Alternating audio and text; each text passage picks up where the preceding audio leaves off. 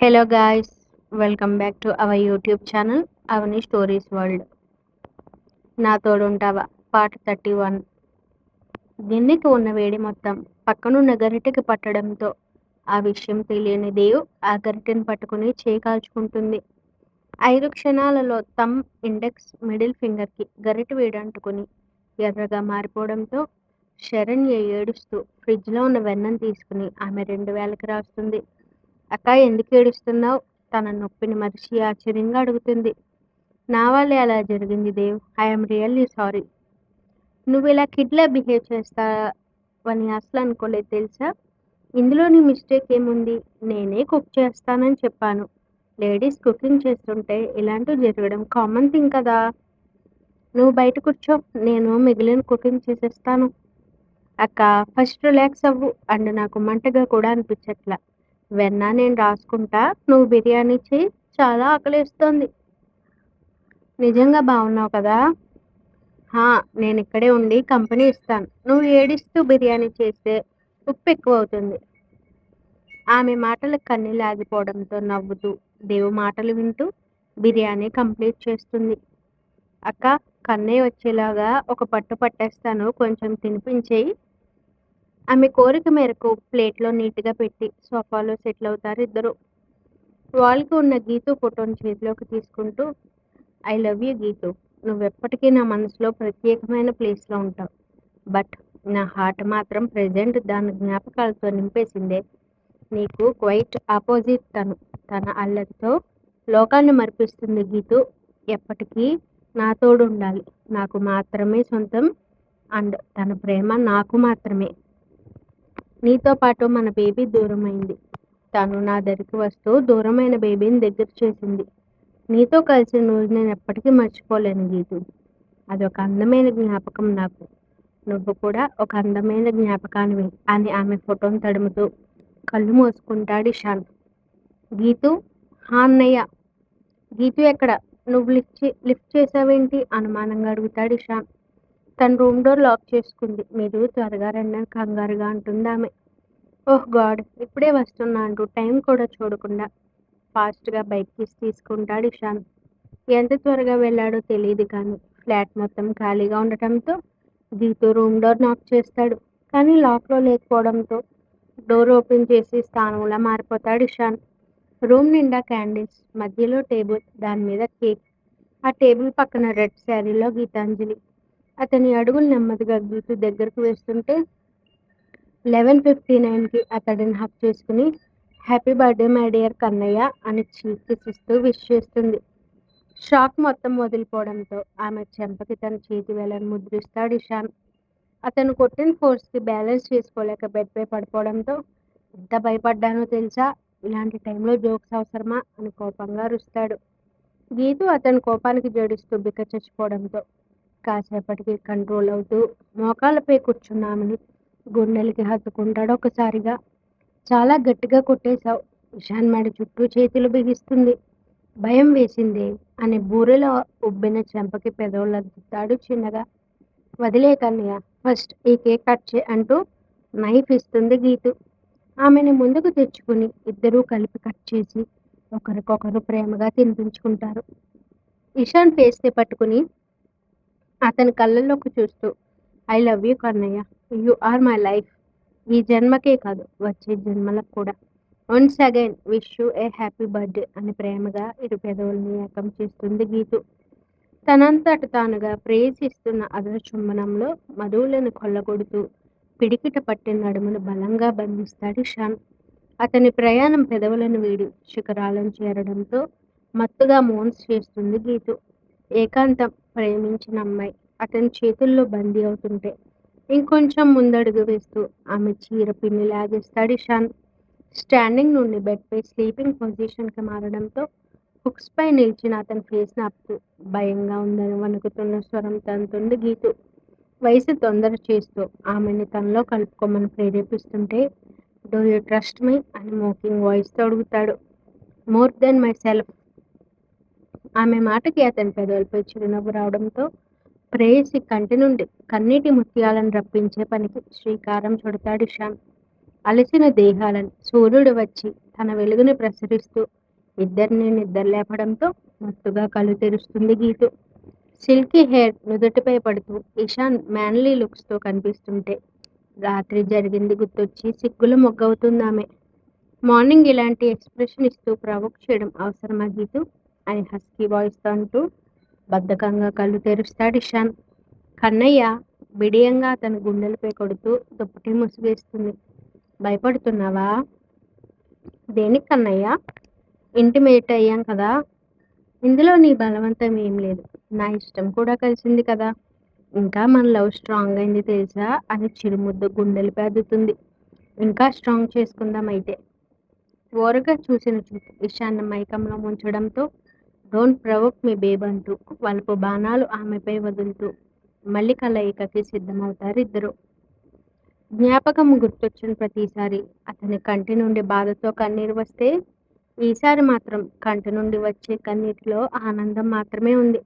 ఇక నుండి తను మాత్రమే నా లైఫ్ అని ఆఖరిసారిగా ఆమె ఫోటోకి ముద్దు పెట్టుకుని మనసులో ఉన్న గీతు జ్ఞాపకాలను భద్రంగా సమాధి చేసి షెల్ఫ్లో ఉన్న సేఫ్లో తన పిక్స్ దాచి లాక్ చేశాక ఇంటికి స్టార్ట్ అవుతాడు ఇషాన్. ఎన్ని రోజులు ఇలా ఉండిపోతావు గతం? నీకు అసలు అమ్మంటే లెక్కలేదు కదా. ఇప్పుడు ఈ గొడవ ఏంటి మాతాశ్రీ? నా ఇష్టం ఏమైనా ఉందా ఇందులో? ప్రేమించావు, పెళ్ళన్నావు, వర్క్ అన్నావు. కొన్ని రోజుల తర్వాత ఆ అమ్మాయితో ఇంటికి వచ్చావు. ఏంటిదంతా గౌతమ్? డాడీ లేరని నీ ప్రేమ ఇంకొకరికి పంచావా అమ్మా? కొడుకు అడిగిన మాటకి కోపంగా చూడటంతో ప్రేమ అంటదేనమ్మా. గీతు పేషెంట్లా ఉందని వదిలేయలేను కదా. చూస్తుండు, తను నార్మల్గా మన ఇంట్లో తిరుగుతుంది నీ కోడలుగా. ఒప్పుకుంటుందా తను? గీతు లేచాక సిచ్యువేషన్ తెలీదుమా. Let's hope for the best. Fresh అయ్యరా, నేను ఫుడ్ హీట్ చేసి తీసుకొస్తానని చెప్పి వంటిట్లోకి వెళ్ళారు పార్వతి గారు.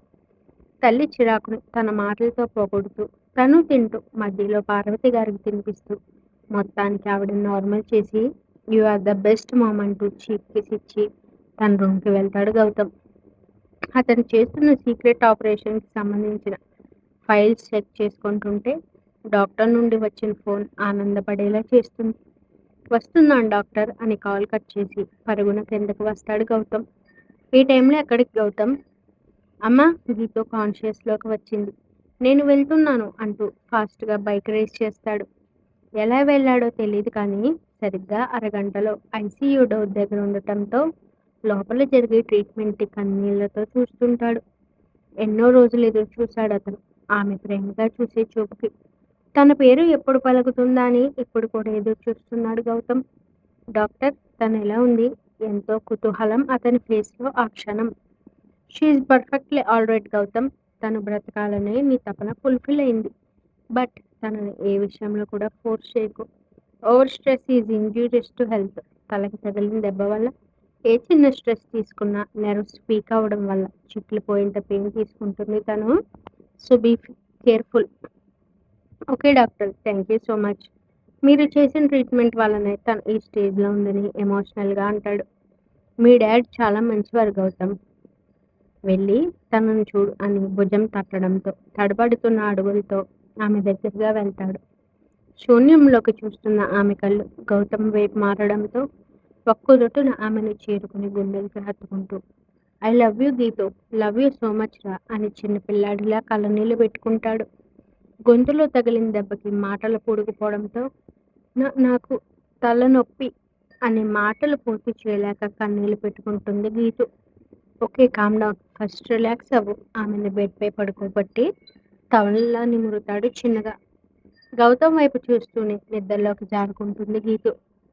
మరోసారి ఆ నర్స్పై అరాచకం చేసి ప్రశాంతమైన మనసుతో డ్రెస్అప్ అయ్యి కారు స్టార్ట్ చేస్తాడు సురేంద్ర. అతని మదిలో ఎన్నో ఆలోచనలు బుర్ర పిచ్చెక్కిపోతున్నట్టు అనిపిస్తోంది. ఎక్కడ జరిగింది తప్పు? ఆ టైంలో తనే ఎమరపాటుగా ఉన్నాడా? ఆ ఆలోచన రాగానే పిడికిలి బిగించి అతనికి బాగా సుపరిచితమైన ప్లేస్లో కారు ఆపి కిందకు దిగుతాడు.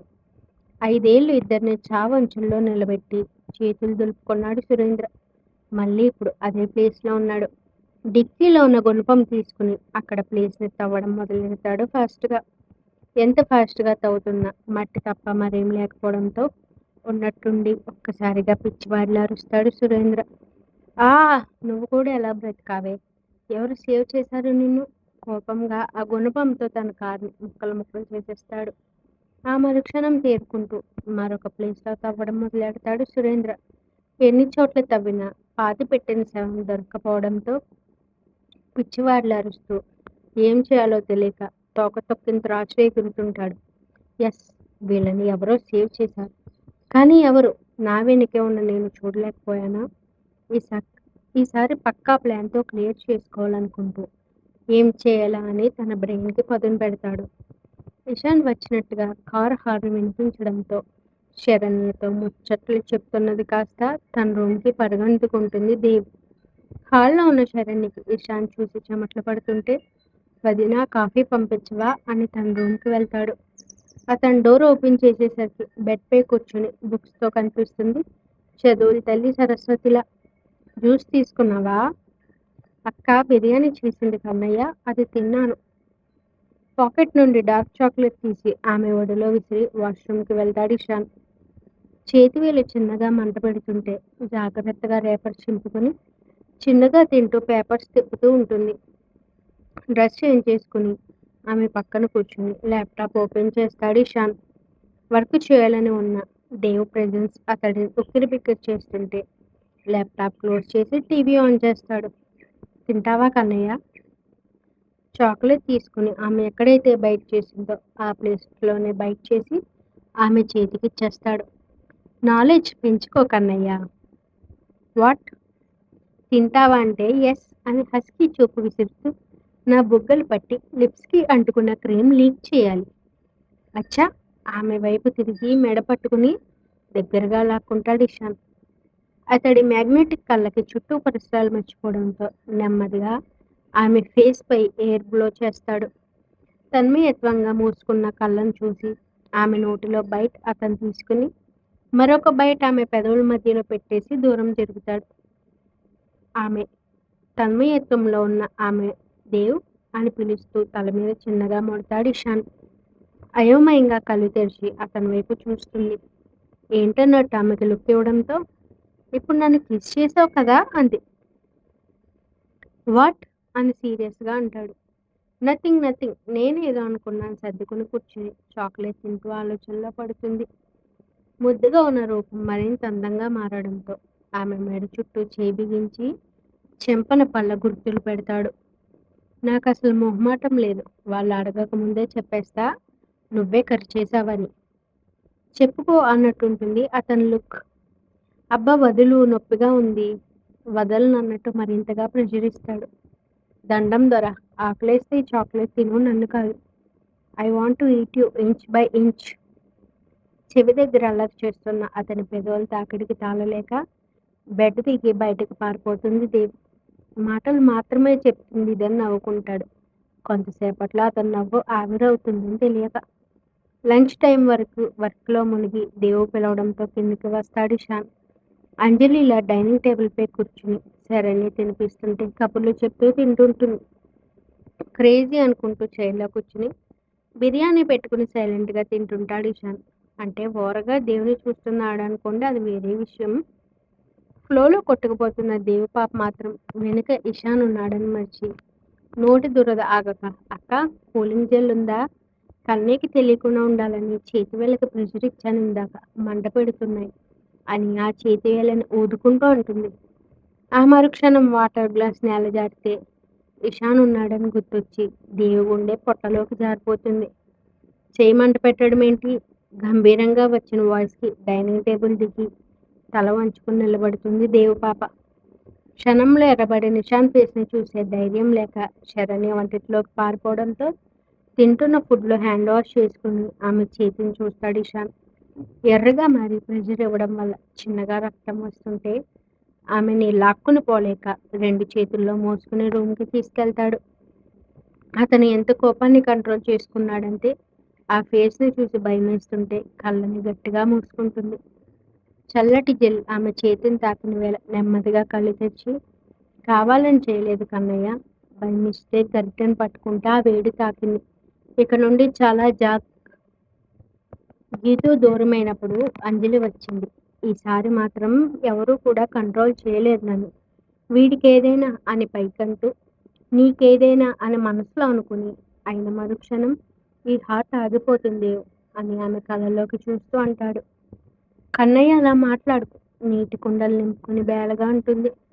ఆ చేతిని తీసుకుని అతని తలపై పెట్టుకుని, ఈ బేబీ అని మళ్ళీ పైకని, నువ్వు ఎప్పుడూ సేఫ్గా ఉండాలి అని మనసులో అనుకుంటూ, లేకపోతే ఆ మరుక్షణం నేను చనిపోయినట్టే దేవ్ అన్నాడు. ఏడుస్తూ కోపంగా కొడుతూ, నీకు కోపం వస్తే నన్ను కొట్టాలి కానీ ఇలా మాట్లాడుతావా ఇడియట్ అని అతని మెడను చుట్టుకుని ఏడుస్తూ ఉంటుంది. అతను చెప్పాలి అనుకున్నది పూర్తి అయినట్టు సిగరెట్ తీసుకుంటూ బాల్కనీ డోర్ క్లోజ్ చేస్తాడు ఇషాన్. మార్నింగ్ అతను రావడం లేట్ అయితే కాలేజీలో పడిపోయేది. తర్వాత ఆఫీస్కి వెళ్ళినప్పుడు చెయ్యి కాల్చుకుంది.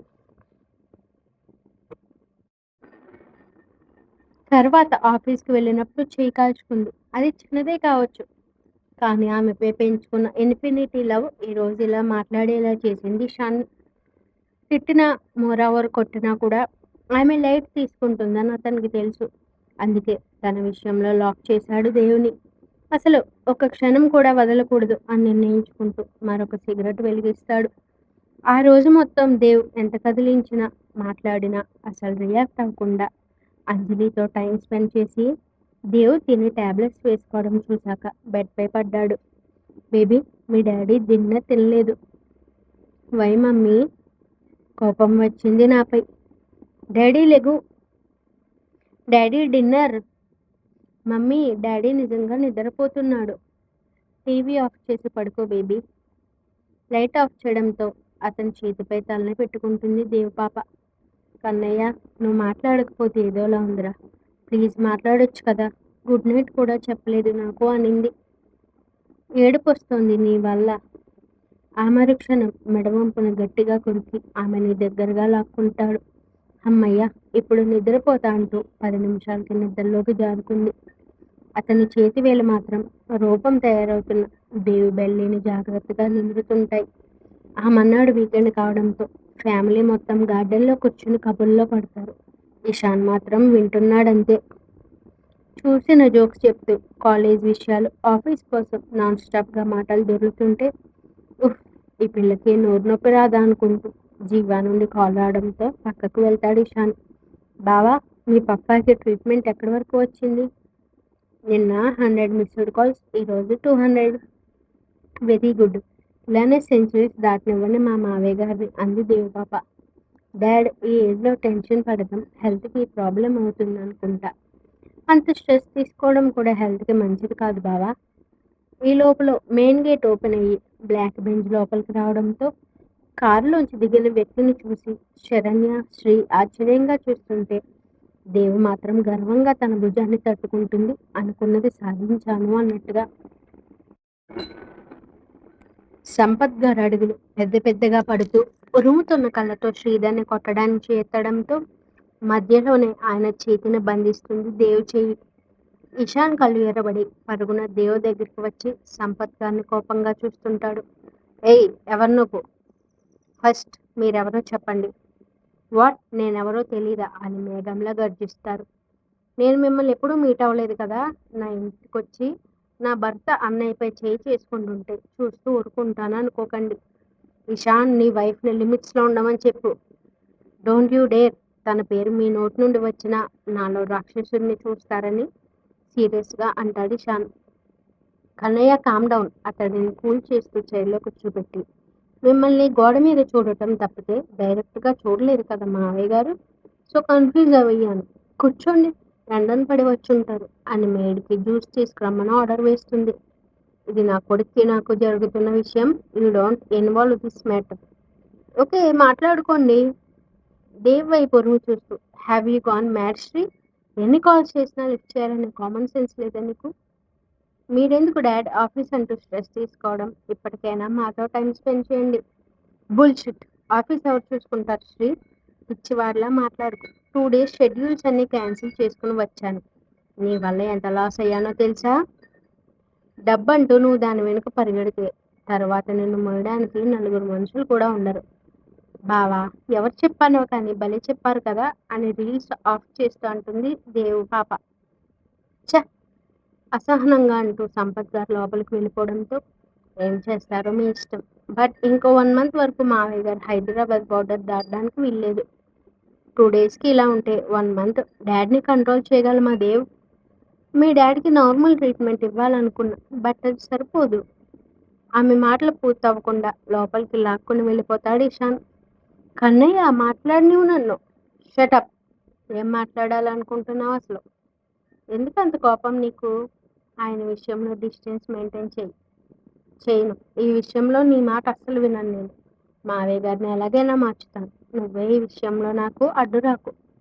ఆమె షోల్డర్స్ బలంగా పట్టుకుంటూ అర్థం కావట్లేదా నీకు అని గంభీరంగా అరిచాడు. భయపెడుతున్నావు నన్ను. భయపెడితే వదిలేస్తాను అనుకోకు.